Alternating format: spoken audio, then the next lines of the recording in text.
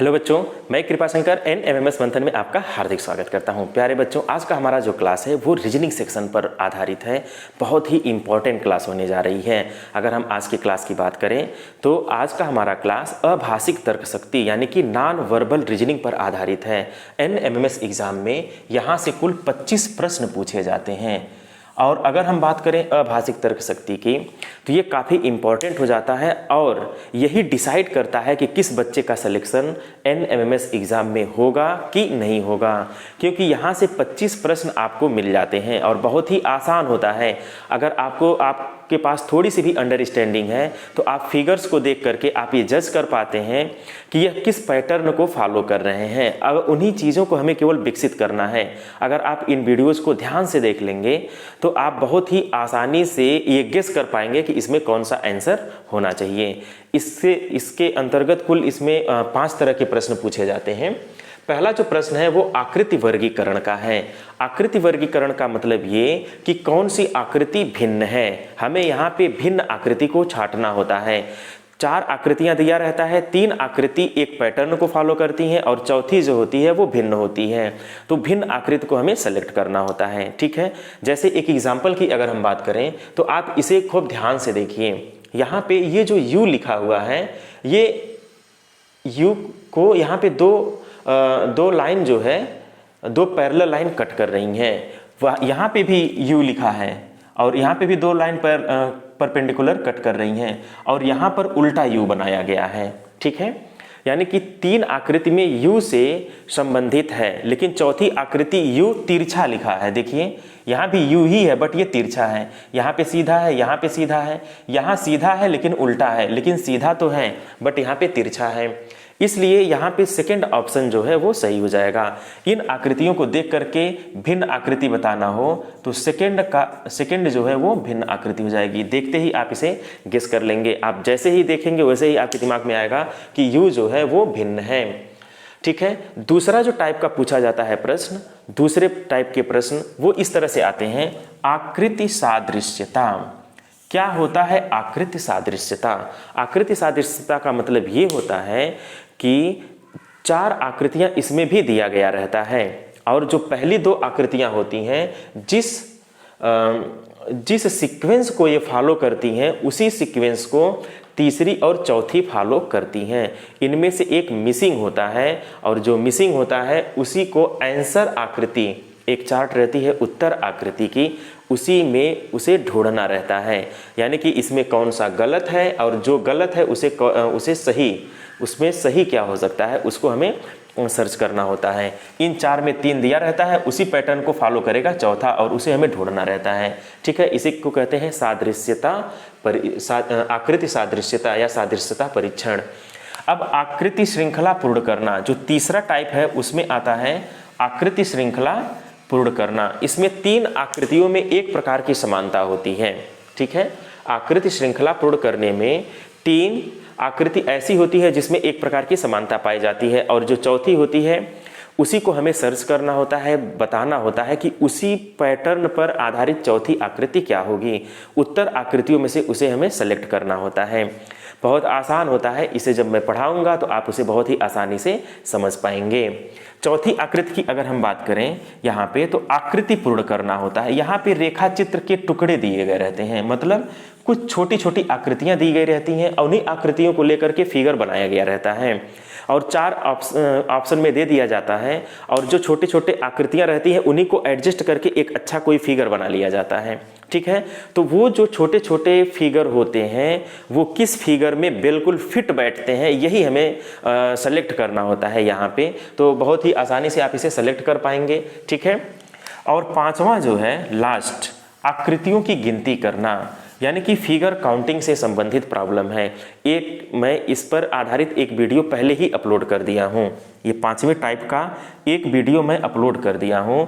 त्रिभुजों की संख्या काउंट करना यानी कि त्रिभुजों की गिनती करना बहुत ही यूनिक वीडियो है। आप पहले उस वीडियो को देख लीजिएगा तो आपको त्रिभुजों की गणना करना आपके लिए काफ़ी आसान हो जाएगा कि कितने त्रिभुज हैं, त्रिभुजों की संख्या बताना है। उस पर संबंधित एक वीडियो पहले ही अपलोड हो चुका है। ठीक है, तो इस तरह से कुल मिला करके 25 प्रश्न पूछे जाते हैं और इन 25 प्रश्नों के आंसर बहुत ही आसान होते हैं।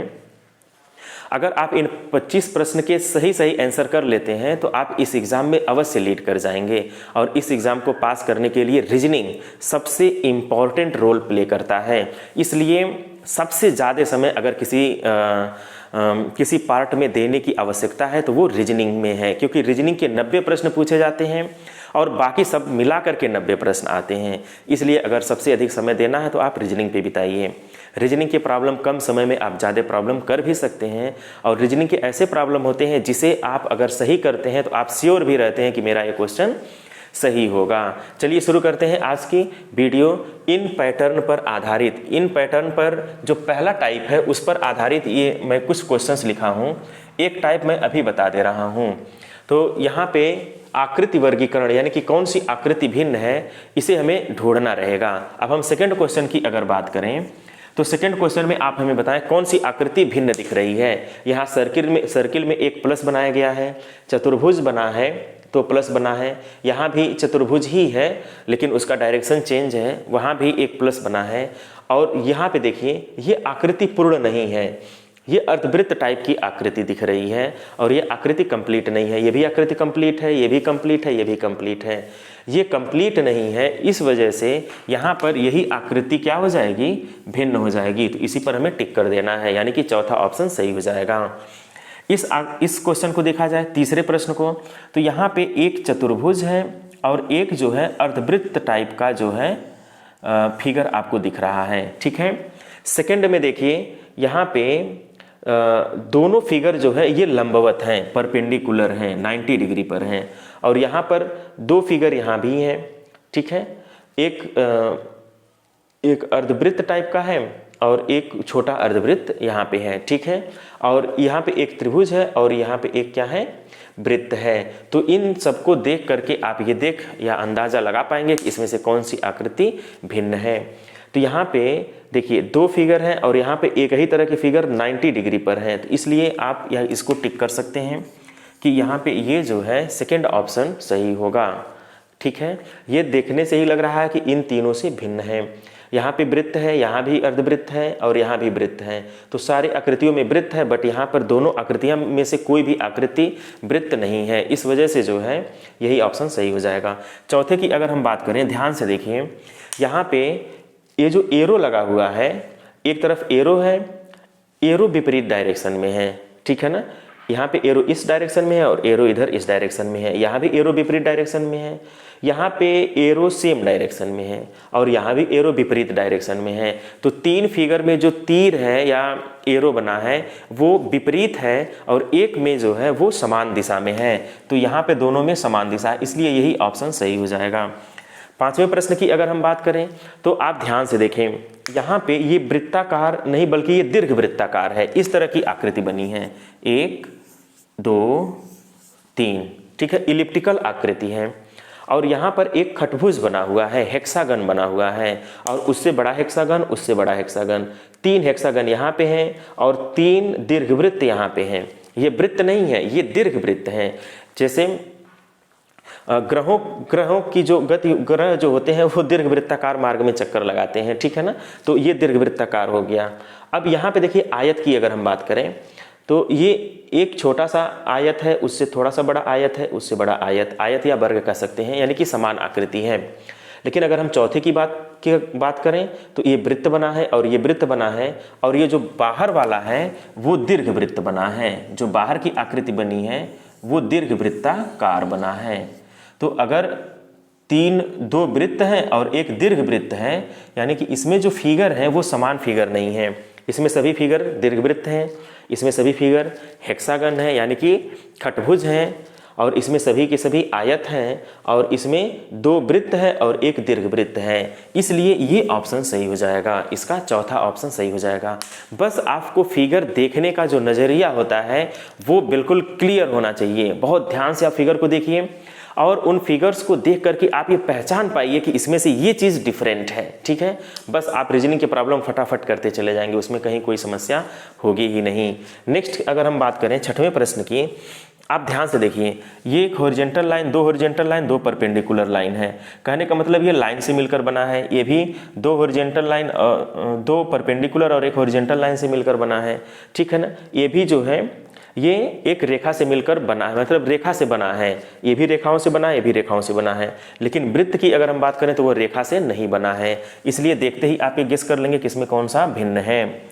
अब आइए 7वें प्रश्न पे। 7वें प्रश्न बताइए कौन सी आकृति भिन्न है। तो 7वें प्रश्न की अगर हम बात करें तो यहाँ पे त्रिभुज बना है, यहाँ भी त्रिभुज, यहाँ भी त्रिभुज, हर जगह त्रिभुज बना है, ठीक। अब इसमें भिन्न आकृतियों को ढूंढना है। देखिए इसमें जो चाँद की तरह से एक आकृति बनी है, ठीक है, वो दोनों अपोजिट डायरेक्शन में है। एक का मुंह इधर तो दूसरे का मुंह इधर। यहाँ पे एक देखिए छोटा बड़ा वाला चिन्ह बना है, इसके भी अपोजिट है, ठीक। और यहाँ पर भी एक देखिए इस तरह की आकृति बनी है, एरो टाइप की, बड़ा सा एरो टाइप की। तो इसके भी जो है डायरेक्शन क्या है, चेंज है, अलग अलग डायरेक्शन में है। एक नीचे है तो ये इधर है, ठीक। लेकिन यहाँ पर अगर हम बात करें चौथे फिगर की, तो ये जो चाँद वाला पार्ट है वो भी ऐसे ही है, जो आधार पे बना है वो भी इसी तरह से, यानी कि सेम डायरेक्शन में है।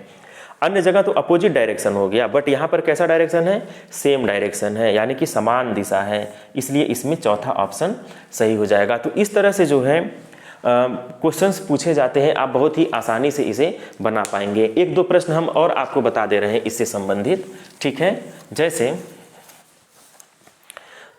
जैसे ऐसे समझिए,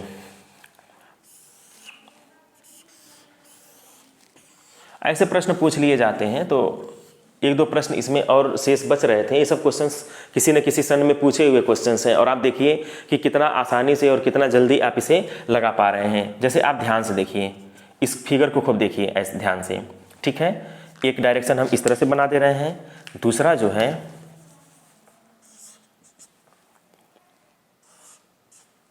ठीक है इस तरह से बना दे रहे हैं, तीसरा जो है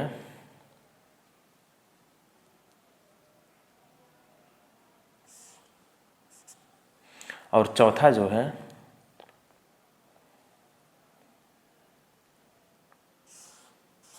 इस तरह से। इसमें से 4 एरो हमने बनाया है।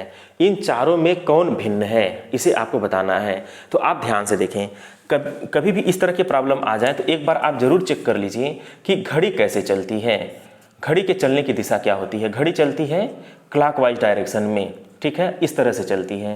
तो घड़ी के चलने की दिशा ए भी है, ठीक, और घड़ी के चलने की दिशा ए भी है, और घड़ी के चलने की दिशा ए भी है, लेकिन ये घड़ी के चलने के विपरीत दिशा में है, ठीक है। इस एरो को देखिए, इसका डायरेक्शन चेंज है, घड़ी ऐसे चलती है और ये ऐसे जा रहा है।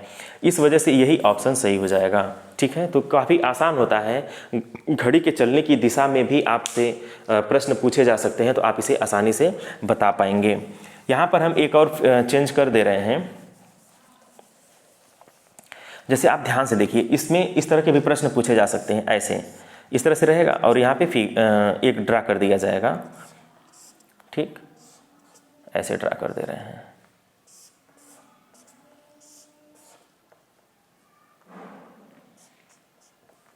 ठीक है। अब इसमें से भिन्न कौन है, तो आप देखते ही जान जाएंगे कि यहाँ पे देखिए प्लस पर एरो लगा है, यहाँ भी प्लस पर एक साइड में एरो लगा है, ये प्लस बना है और एक में एक साइड एरो लगा हुआ है। लेकिन यहाँ पर जो है ये 2 लाइन से मिलकर बना है, सारा 2 लाइन से मिलकर बना, लेकिन ये 3 लाइन से बना है, 1 2 और ये 3, और तीसरी लाइन पर एरो लगा हुआ है, ठीक है ना। तो इस वजह से इसमें भिन्न कौन हो जाएगा, तो इसमें बहुत सोचना ही नहीं है, आप तुरंत इसमें टिक कर देंगे कि इसमें से भिन्न आकृति कौन है। तो यहाँ से कम 4-5 प्रश्न इसी से पूछ लिए जाते हैं, और केवल भिन्न आपको बताना रहता है, बहुत ही आसानी से आप इसे बता पाएंगे। तो लेकिन अगर आप टोटल पढ़ लें तो टोटल इससे अभाषिक तर्क शक्ति से, नॉन वर्बल रीजनिंग से 25 प्रश्न आने वाले हैं। इसलिए आप इस टॉपिक को बिल्कुल जी जान लगा करके पढ़िए, और सिर्फ आपको वीडियो देखना है। आप सिर्फ वीडियो देखिए और रीजनिंग हम आपको सिखा देंगे, ठीक है। सिर्फ आपका काम है वीडियोज़ को देखते रहना। चलिए, अगर हमारी वीडियोज़ आपको अच्छी लग रही हो तो हमारे चैनल को आप अवश्य सब्सक्राइब कर दीजिएगा, लाइक करिएगा तथा बेल आइकन को इसलिए प्रेस कर दीजिएगा ताकि हमारा इस तरह का जितने भी नोटिफिकेशन हो आप तक आसानी से पहुंच जाएं। Okay, thank you.